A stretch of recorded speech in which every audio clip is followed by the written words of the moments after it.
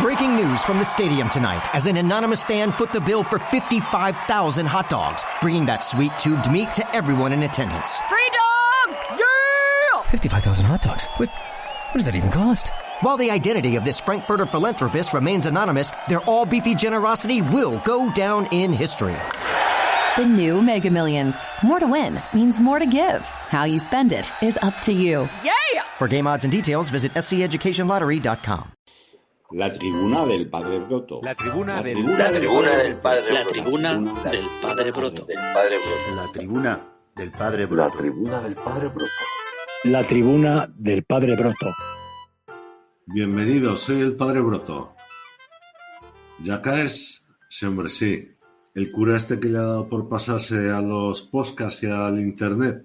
Muchos ya sabéis que yo empecé en esto del periodismo o de la opinión o lo que parezca que es esto que hago, que ni yo lo sé, en la Nueva España, que es decirlo y me pongo nervioso. Pero siempre he preferido llamarlo el periódico de Huesca. Nombre mucho más apropiado y amable, pero bueno, eso es agua pasada. He abandonado el papel y las rotativas por el mundo digital. Que me da unos sustos, no sé si me habrá borrado el guión, me cago en la leche que no debía guardar. Pues nada, improvisar. Hoy estoy de buen humor. Ni el ordenador ni mi hermana me arruinan el día por más que lo intenten. Esta mañana me acordaba de cuando le preguntaban a Indurain, al gran Miguel Indurain, que cómo se veía. Y con unas risas decía eso de en París y de amarillo. Qué grande, Miguelón. Hay otro grande, ese menos conocido, pero es otro héroe de la bicicleta. Vicente Blanco el Cojo.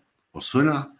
Vasco, de Deusto, marinero, albañil, siderúrgico y un ciclista espectacular. Cojo de los dos pies, pues no había oficio que se metiera que no saliera lisiado. Era torpe para andar, pero en la bicicleta volaba. Hace más de 100 años que se subió a la bici en Bilbao y se plantó en París a tiempo para disputar el Tour. Era uno de los isolé, ciclistas que participaban solos, sin equipo. Se buscaban la vida para dormir, para comer, para repararse la bici. Este hombre se merece un podcast para él solo. Allí ya aclararé que no fue el primer español que participó del Tour, sino el segundo, porque el año anterior lo hizo un corredor nacido en Jaca. Eso no lo sabíais. Pero bueno, que me voy por las ramas. Volvamos al tema del podcast. Os recuerdo la pregunta. ¿Por qué los aragoneses hablamos tan alto? ¿Por qué hablaremos tan alto? En el anterior episodio hablamos de pastores, de la despoblación, del viento. En el episodio de hoy vamos a explorar explicaciones genéticas, sociológicas, históricas. Tengo unos colaboradores que no me los merezco. No gano para vermos de agradecimiento. Y no creéis que unas olivetas... Alguna colaboración es de gamba gabardina y cinzano con sifón, ¿eh?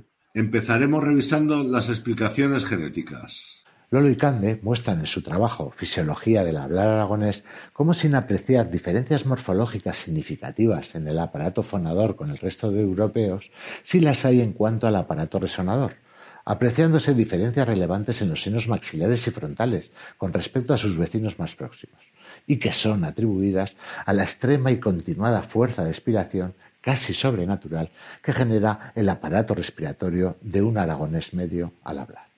Posiblemente nuestra genética, lo digo por lo que a mí me toca, hay gente sorda. Mi madre era hipoacústica y había que gritarle. Con lo cual, pues puedo entender que tal vez en la genética del aragonés pues hay un endemismo que hace más sordos y posiblemente obligue a gritar más. O sea que a ti te pasa como a mí con mi hermana. Cuando le interesa, como una... Y cuando le interesa, bien que oye. Paciencia. Qué bien te pusieron el nombre, Paciencia. El aragonés tiene una cierta tendencia a la sordera. No hay más que tener en cuenta ejemplos como los de Buñuel o Goya, que eran bastante sordos. Y por lo tanto, pues la gente que es sorda pues tiende un poco a elevar el tono de voz. La que está como una tapia es mi hermana, ya veréis. ¡Paciencia! ¿Qué hay para cenar? ¿Cómo que me voy a ir a pasear si estoy con el podcast? ¿Qué hay de cena hoy? Otra vez crema de calabacín. De los guisos sustanciosos al abismo de la dieta. Pasamos de la alegría del chup chup al desierto de la plancha. Del sabor y la sustancia al sin sal. Bueno, dejamos la genética para adentrarnos en lo de la sociología. Las siguientes colaboraciones no es que nos describan como dechados de virtudes. Somos desconfiados. Cuando hablas, no hablas solo para la persona que te está escuchando, sino para los que están alrededor también. Porque es así, si no queda mal. Cuando estás en un grupo y hablas solo a uno y en bajo, pues es de mala educación. Igual es porque somos más desconfiados y piensas que parece que vas a hablar mal de alguien. Somos tercos. Pues nada, yo creo que los aragoneses hablamos alto porque tenemos un carácter rudo y seco. Somos parcos en palabras y para ello creo que levantamos el tono de voz. Y alguno mantiene que somos crías indefensas. Las personas somos tan gritonas porque se nos ha quedado un rescoldo de que somos animales, de pequeños las crías de los animales para que defenderse y tener algo de protección cuando están así en peligro, necesitan algo, les pasa algo, gritan para que vengan en su ayuda, pues eso después con el tiempo no se nos pasa. Y en ocasiones por las costumbres de la localización y por ahí eso se va corrigiendo, pero nosotros nada, nosotros cada vez más alto. ¿Y no será simplemente que crecemos en familias numerosas donde no hay un momento para la calma? No es solamente exclusivo de Aragón, es un fenómeno lo de hablar en voz muy alta de todos los países de tradición católica. De Italia, de España, de Sudamérica, de todos los sitios donde hay muchos hijos en las casas, hay que tener muchos hijos, pues claro, hay que pegar berridos y hay que gritar mucho a los niños para que les escuchen los padres para que les hagan caso a los niños, y la cosa funciona así, solo por eso, por los putos críos. Uy. Tengo que cortar el taco del final, ya lo hemos fastidiado. Esto me va a costar toda la noche. Ya lo estoy viendo venir, que a mí la tijera, el cortar y demás. Por favor, amigos, nada de tacos ni expresiones soeces, por favor. ¿Se puede hablar igual de bien sin tacos? Yo creo que no es un problema de los aragoneses, es un problema de los españoles en general. Y se debe al fenómeno llamado cuñadismo. Es pensar que por gritar más tenemos más razón. Y ahora mi hermana que se ha echado un novio por internet, ¿tú te crees? Paciencia. ¿Cómo se llama tu novio? ¿De dónde es? Pues eso ni es novio ni es nada. Eso no puede ser nada. ¿Cómo va a ser un...? Me alegro por ella, pero vamos, ya lo siento por él. Lo siento por él porque conozco a mi hermana, vamos. Que como se vayan a conocer en 15 días me la devuelve, pero vamos. No me aguanta un cuñado en mi vida, no lo voy a aguantar ahora. Y menos a un cuñado de internet. Es un hecho indiscutible que el aragonés habla más alto que sus vecinos catalanes, valencianos, castellanos, navarros y franceses. Pero quizás no siempre fuera así. Varios libros nos mencionan que diferentes viajeros europeos pasaron por Aragón en los siglos XVIII y XIX. En general, estos viajeros describen a la población aragonesa como hospitalaria, tanto la del valle como la de la montaña, el llano o la sierra. Pero hay un viajero que pone especial atención a las costumbres de las gentes que encuentra en sus viajes por toda Europa a mediados del siglo XVIII. Es el aventurero veneciano Giacomo Casanova, que ha pasado a la historia como el mayor conquistador de corazones. Lo cuenta todo, incluidas sus conquistas en La historia de mi vida, las memorias que escribió al final de su vida. De su paso por Aragón explica su sorpresa al encontrar en su camino gentes ecuánimes, con gusto por escuchar y con intervenciones pausadas y tranquilas. Nada que ver con sus comentarios sobre los gritos en la corte de Madrid, ni el jolgorio de las calles de Barcelona, llenas de comerciantes y marineros. Quizás no sea una prueba irrefutable, pero los indicios apuntan a que en el siglo XVIII no levantábamos tanto la voz. ¿Cuándo cambió eso?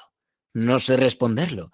Los libros de viajeros del XIX eran románticos, dados a creerse leyendas y a quedar ensimismados mirando el paisaje. Apenas incluyen comentarios sobre las costumbres locales, así que tan solo sabemos que algo pasó en el cambio del siglo al XIX, o ya entrado en el nuevo siglo quizás. No lo sé. ¿En la Guerra de la Independencia? ¿O en los convulsos años previos a la República? ¿Quién sabe? Pero yo No tengo la menor duda de que quizás fue algo mágico, algo que nadie esperaba. Pues mira, yo con esta corriente de opinión, de investigación, con esta conclusión estoy realmente de acuerdo. Nosotros hemos sido templados hablando y moderados y sin acento hasta que nos han hecho enfadar y ya se nos ha quedado el enfado. Tensos todavía y así estamos. La jota, que proviene de cantos populares, tuvo su momento álgido en la Guerra de la Independencia, cuando estábamos dominados por los franceses, alias los gabachos, que pasaban de su education y su treyolí, pues para que la gente no pensase que tú eras un gabacho, pues se trataba de hablar más alto. Entonces, la jota tuvo su momento álgido durante la Guerra de la Independencia y por eso es que se empezó a cantar muy alto, primero para sobresalir del ruido de los cañones y segundo para no parecer un François. Y por eso queda escrito y dicho una jota que dice: un albañil se cayó de la torre de una iglesia, no se hizo mal en los pies porque cayó de cabeza. Jolín. Pues mira, amigos, yo os digo una cosa, yo a la Virgen del Pilar le tengo respeto, ¿no? Pero seguro que os pasa a un montón que solo me sale la primera estrofa de las jotas. La Virgen del Pilar dice... ruinas de Monte Aragón. Nada, y ya, ahí me quedo. Pues y lo das todo y ya te has vaciado en la primera estrofa y ahí tienes el desahogo de la jota. Un retrato de lo que somos en Aragón, pero absoluto, ¿eh? También he recibido explicaciones de leyenda, míticas, que nos hablan de seres fantásticos, de brujas, de duendes. Aragón es un reino que se formó desde los Pirineos y es una zona montañosa en la cual vivían aldeanos y vivían seres mágicos de diferente índole. Empezamos por lo que antiguamente llamaban los homes de granito, que son las montañas, diferentes montañas en diferentes valles. Según la teoría, ellos por la noche, estos homes de granito, se dedicaban a gritar y cantar para asustar a los aldeanos próximos a ellos. Entonces, estos aldeanos se comunicaban entre ellos cuando esto sucedía a gritos y así ayudaban a asustar, según sus creencias, a estos hombres para que no les pasara nada dentro de su pueblo. Luego, otra teoría bastante extendida también es la existencia de brujas en los bosques. Estas brujas se dedicaban a sus, digamos, labores y de vez en cuando hacían aquelarres. Estos aquelarres molestaban a los aldeanos, que esto es como si montaran actualmente una rave. Entonces estos aldeanos luego por la mañana, cuando se iban a desarrollar sus labores, lo hacían a base de gritar. De ahí también viene el origen de la jota. Luego estas brujas, que algunas eran conocidas dentro de los aldeanos, la vivían en el bosque. Pero claro, el bosque es grande y es muy denso, entonces los aldeanos las tenían que localizar y lo hacían también a base de gritos. A la vez valía para localizar a las brujas y asustar a los malos. Luego también con las montañas sabemos la existencia de muchas cuevas y grutas en las cuales la tradición montañesa dice que ahí vive el diablo, que a la vez que les valía de refugio a los pastores con su ganado, pues gritaban para asustar a cualquier diablo o mal espíritu que hubiera dentro.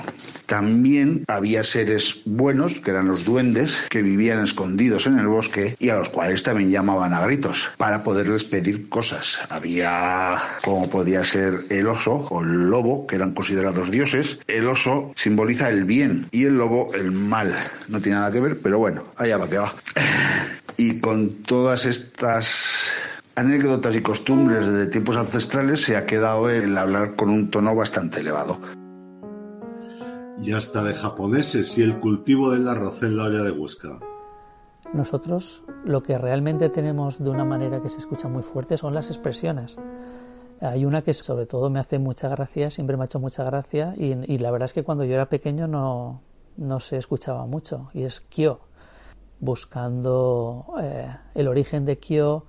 Estuve hablando con varias personas. Alguien me recomendó que me leyera el libro de Francho Nagore, que acaba de publicar recientemente, que se llama O Charrar da Chenda Huesca. Y allí explica el origen. A mí realmente me fascinó, ¿no? Y es de origen japonés. Alucinante. Pero bueno, todo esto va relacionado con la comida, con las cosas que se traían de fuera. Por ejemplo, los tomates, ¿no? Llegaron de América, parece que llegaron a Sevilla en el 1540, pero parece que le llegó a los hortelanos orcenses, les llegó como en el 1610 o por ahí. Y la albahaca igual, también llegó pues de la India como en el siglo XV o algo así.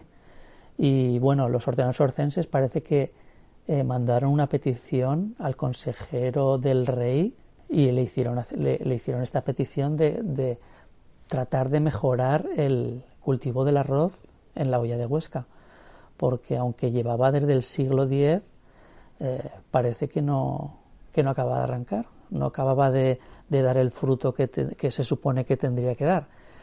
Con los tomates ya llevaban más de 50 años con un éxito fantástico, la albahaca ya era un símbolo de identidad de los hortelanos orcenses, y bueno, el rey parece que les escuchó, y a través de unos contactos de unos franciscanos que estaban en Japón, hubo una familia que, escuchando la historia de estos hortelanos, decidió venirse con su familia. Vinieron la familia Okazaki, el padre Satoshi y con dos niños, una niña y un niño, Soraya y Ito. La mujer se llamaba Satoko. Tuvo una familia muy dulce. Parece que tardaron 2 o 3 meses en llegar a Huesca. En todo ese camino el japonés Satoshi estuvo intentando pues practicar su español, le pasaron unos libros, estuvo leyendo en todo el viaje, practicando con su familia, y bueno, cuando llegaron a Huesca pues todos los hortelanos estaban contentísimos de toda esta aventura y que por fin el arroz iba a ser otro producto del que podían estar orgullosos.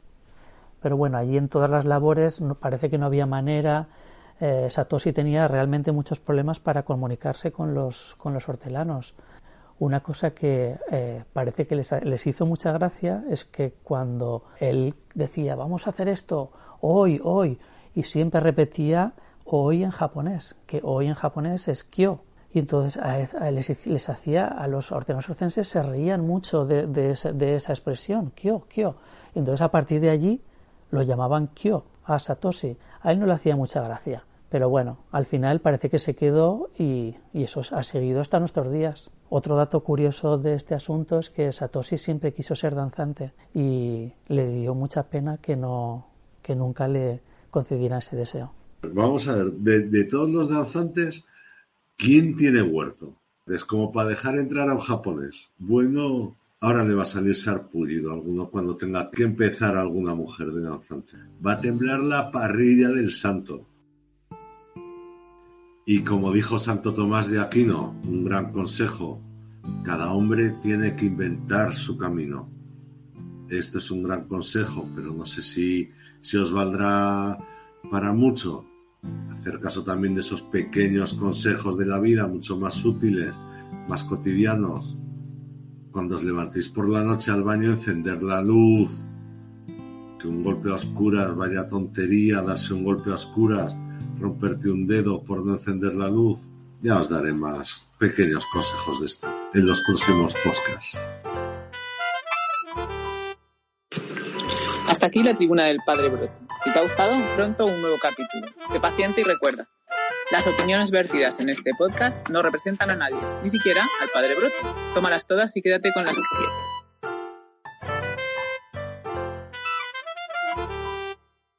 One lottery ticket makes a big difference for our state students. And when I say big, I mean bigger than jackpot big. Since 2002, South Carolina students have benefited from more than $6 billion in lottery-funded scholarships and grants, including the Life, Hope, and Palmetto Fellow Scholarships. With every lottery play, you're supporting our students, and that adds up in a big way. That's why education is our middle name. Learn more at sceducationlottery.com/betteryou.